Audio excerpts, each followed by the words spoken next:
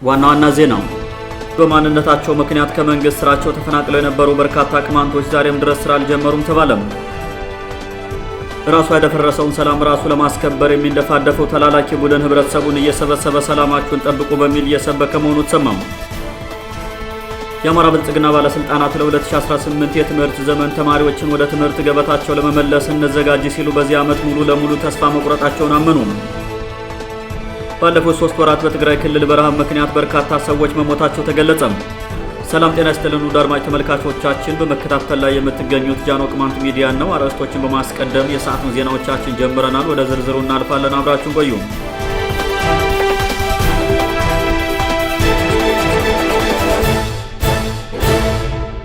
በማንነታቸው ምክንያት ከመንግስት ስራቸው ተፈናቅለው የነበሩ በርካታ ቅማንቶች ዛሬም ድረስ ስራ አልጀመሩም ተባለም። ከ2 ወራት በፊት ከክልሉ ሲቪል ሰርቪስ ቢሮ በተጻፈ ደብዳቤ ከዚህ በፊት ከስራቸው የተፈናቀሉ ቅማንት የመንግስት ሰራተኞች ወደ መደበኛ ስራቸው እንዲመለሱ ትዕዛዝ ቢያስተላልፍም አብዛኞቹ እስካሁን ወደ ስራቸው እንዳልተመለሱ እየገለጹ ይገኛሉ። የአማራ ክልል ምክር ቤት በቦርድ እንዲተዳደሩ በሚል የተለዩት ዋና ፍሳሽ ማህበራት፣ ሆስፒታል፣ ፍርድ ቤት፣ ቴሌኮሙኒኬሽን፣ መብራት ኃይልና ብድርና ቁጠባ የተባሉት የመንግስት መስሪያ ቤቶች ቦርዱ ደብዳቤ ካልጻፈላችሁ አንቀበላችሁም በማለታቸው ሰራተኞቹ እየተጉላሉ መሆናቸውን ተናግረዋል። ጉዳዩን ለሚመለከተው የክልሉ ሲቪል ሰርቪስ ቢሮ ቢያሳውቁም ለቦርዱ በስልክ እንነግረዋለን ከማለት ባለፈ የተሰጠ ትክክለኛ መፍትሄ ባለመኖሩም ላለፉት 2 ወራት ያለምንም መፍትሄ እየተንከራተቱ መሆናቸውን ሰራተኞች ገልጸዋል። ለበርካታ ዓመታት በግፍ ከስራችን ተፈናቅለን ስንንከራተት መቆየታችን አልበቃ ብሎን ዛሬም መስሪያ ቤቶች ከሚመራቸው ቦርድ ጋር ተነጋግረው አስቸኳይ መፍትሄ ማምጣት ሲችሉም ቦርዱ ደብዳቤ ጻፍልን በሚል እያንገላቱን ነው በማለት ሰራተኞቹ ቅሬታቸውን አቅርበዋል። ከ2010 ዓ.ም ጀምሮ በተለያዩ የአማራ ወረዳዎች በመንግስት ስራ ተመድበው ሀገራቸውንና ህዝባቸውን ሲያገለግሉ የነበሩ በሺዎች የሚቆጠሩ ቅማንቶች ተወላጆችን በማሸማቀቅ ከስራና ከመኖሪያ ቀያቸው በማፈናቀል የቅማንትን ጥያቄ እናደናቅፋለን በሚል በተሰራ የጽንፈኝነት ስራ ለበርካታ ዓመታት ስራ አልባ ሆነው መቆየታቸው አይዘነጋም። የተፈናቀሉ የመንግስት ሰራተኞች ከክልል እስከ ፌዴራል ባለው የመንግስት መዋቅር ለአያሌ ዓመታት አቤቱታቸውን ሲያቀርቡ ከቆዩ በኋላም በቅርቡ አማራ ክልል መንግስት ወደ ስራቸው እንዲመለሱ ቢወስንም ተገቢ ባልሆነ ቢሮክራሲ ሆን ተብሎ እንግልት እንዲደርስባቸው ተደርጓል ሲሉ የመረጃ ምንጮቻችን ተናግረዋል። የሚመለከተው የመንግስት መስሪያ ቤት የጉዳዩን አንገብጋቢነት ታይቶ አፋጣኝ መፍትሄ እንዲሰጣቸውም ሰራተኞች ጠይቀዋል። ጥያቄውን ያቀረቡት በቋራ፣ በመተማ፣ በገንድ ውሃና በመተማ ዮሐንስ ወረዳዎች ባሉ መስሪያ ቤቶች ሲሰሩ የነበሩ መሆናቸውን የመረጃ ምንጮቻችን ገልጸዋል።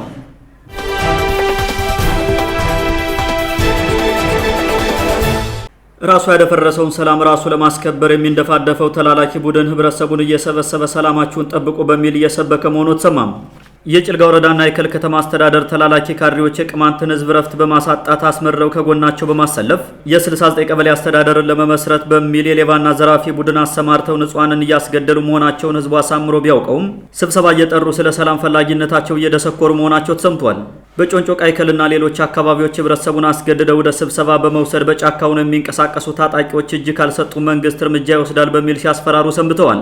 ተደራጅተው ራሳቸውንና ህዝባቸውን ከጽንፈኛ አማራ ፋኖ ታጣቂ የሚከላከሉ ወጣቶችን በሽፍትነት እየጠሩ ስማቸውን የሚያብጠለጥሉት የጭልጋ ወረዳና የከል ከተማ አስተዳደር ባለስልጣናት ዛሬ ለህዝቡ ያዘኑ መስለው የሚሰብኩት በጀመሩት የባንዳነት ተግባር ህዝቡን ለአማራ ጽንፈኞች አሳልፈው ለመስጠት ባላቸው እኩይ ፍላጎት ተመርተው ነው ተብሏል።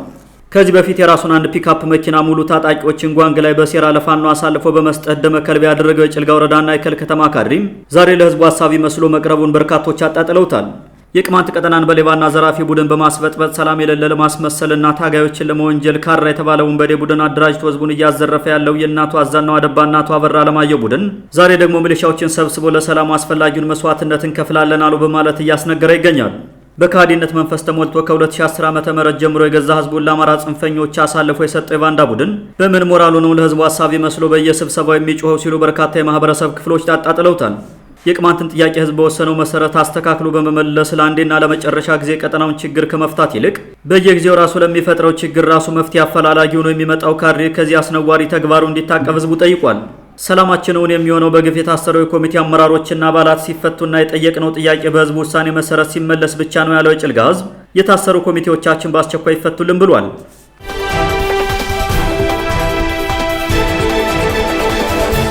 የአማራ ብልጽግና ባለስልጣናት ለ2018 የትምህርት ዘመን ተማሪዎችን ወደ ትምህርት ገበታቸው ለመመለስ እንዘጋጅ ሲሉ በዚህ ዓመት ሙሉ በሙሉ ተስፋ መቁረጣቸውን አመኑ።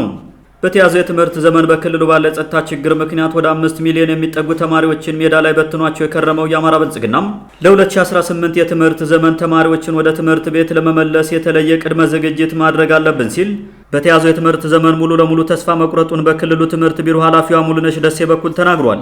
በተያዘው የትምህርት ዘመን ከ7 ሚሊዮን በላይ ተማሪዎችን ተቀብሎ ለማስተማር አቅዶ የዕቅዱን 1/4 እንኳን ማሳካት ያልቻለው የክልሉ መንግስት የተማሪዎችን ምዝገባ እስከባለፈው መጋቢት ወር መጨረሻ ድረስ ያራዝመው ቆይቶ በመጨረሻም ለቀጣይ ዓመት እንዘጋጅ ሲል ሐሳቡን በሽንፈት ዘግቶታል። ራሱ በፈጠረው የጸጥታ ችግር በሚሊዮን የሚቆጠሩ ህጻናትን ከትምህርት ገበታ ውጭ ያደረገው የክልሉ መንግስት ከሰሞኑ ዕድሜያቸው 18 ዓመት ያልሞላቸውን ህጻናት ለውትድርና እየመለመለ ነው በሚል ሲከሰስም ሰንብቷል። ዛሬ ሚያዝያ 8 ቀን 2017 ዓ.ም የክልሉ ትምህርት ቢሮ 9 ወራት እቅድ አፈጻጸምን ከምዕራብና ከሰሜን ጎጃም ከባህር ዳርና ከደብረ ታቦር ከተማ አስተዳደር እንዲሁም ከአዊ ብሔረሰብና ከደቡብ ጎንደር ዞን ባለድርሻ አካላት ጋር ለመገምገም በተዘጋጀ መድረክ ላይ ንግግር ያደረጉት የትምህርት ቢሮ ኃላፊዋም በተሳትፎ ያጣነውን ውጤት ተማሪዎችን በማብቃት መካስ አለብን ሲሉ በዚህ ዓመት ሳይመዘገቡ የቀሩ ተማሪዎችን ወደ ትምህርት ቤት እንመልሳለን የሚለው እቅድ መክሸፉንና አሁን ባሉት ተማሪዎች ላይ ብቻ በመስራት ውድቀታቸውን መድፈን እንዳለባቸው ተናግረዋል።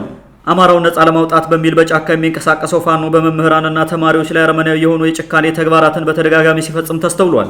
የአማራ ልሂቃን ከሊቅ እስከ ደቂቅ በመቀናጀት ቅማንትን አጥፍቶ ወደ ቤቱ ይመለሳል ብለው ያደራጁት ፋኖ የተባለ ጽንፈኛ ታጣቂም ዛሬ ላይ ከአካባቢው አልፎ ለጎረቤት ክልሎች ጭምር የጸጥታ ችግር ምንጭ የሆነ ሲሆን በተለይም አማራ የተባለውን የተለያዩ ብሔሮች ከረጢት ክልል ምስቅልቅሉን አውጥቶታል።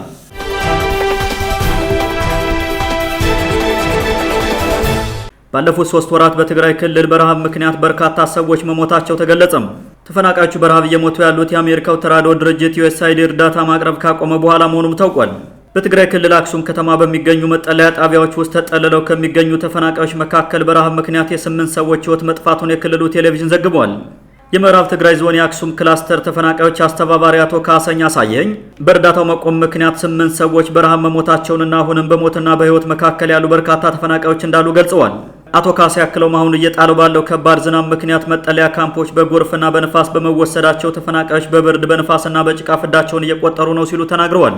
በአክሱም ከተማ የተፈናቃይ መጠለያ ጣቢያዎች ተጠልለው ከሚገኙት ተፈናቃዮች በተጨማሪም በክልሉ የተለያዩ አካባቢዎች በሚገኙ ካምፖች ተጠልለው የሚገኙ ዜጎችን በረሃብ በጥማትና በሌሎችም ተዛማጅ ችግሮች ምክንያት ሕይወታቸው እየጠፋ እንደሚገኝ ይታወቃል። ጃኖ ቅማንት ሚዲያ በተደጋጋሚ ሲዘግብ እንደቆየው አዲሱ የአሜሪካ መንግስት በተለይም ዩኤስአይዲ በተባለው የእርዳታ ድርጅቱ በኩል ለውጭ ሀገራት ሲያቀርበው የነበረውን ድጋፍ እንዲያቆም በማድረጉም በዚህ እርዳታ ድርጅት ከፍተኛ ተጠቃሚ የነበሩ እንደ ኢትዮጵያ ያሉ ሀገራት ከፍተኛ ችግር ውስጥ እንዲወድቁ አድርጓል። በጦርነቱ ምክንያት ከቀያቸው የተፈናቀሉ ዜጎች በፕሪቶሪያው ስምምነት መሰረት ወደ ቦታቸው ይመለሳሉ የሚል ትልቅ ተስፋ የነበር ቢሆንም ስምምነቱን የፈረሙ አካላት የገቡትን ቃል አክብረው ለስልጣን ጥማታቸው የጦስ ዶሮ ያደረጉትን ህዝብ ወደ ቀደመ ቀየው ከመመለስ ይልቅ ዛሬም የፖለቲካ ሽኩቻ ውስጥ ገብተው አንዱን ተጠያቂ ለማድረግ መካሰሳቸውን ቀጥለዋል። የአፍሪካ ህብረት ጨምሮ ሁለቱን ኃይሎች ወደ ሰላም እንዲመጡ አድርገናል የሚሉ የተለያዩ ዓለም አቀፍ ተቋማት፣ ዲፕሎማቶች፣ የተለያዩ ሀገራት መንግስታትና ዓለም አቀፉ ማህበረሰብ የፕሪቶሪያው ስምምነት እንዲተገበር እናሳስባለን የሚል የሽንገላ ቃል በየጊዜው ከመናገር ውጭ እስካሁን ጠብ የሚል ስራ መስራት አልቻሉም። ውድ አድማጮቻችን ለዛሬ የነበሩ ዘገባዎችን ይመስሉ ነበር። መልካም ጊዜ ሁላችሁ።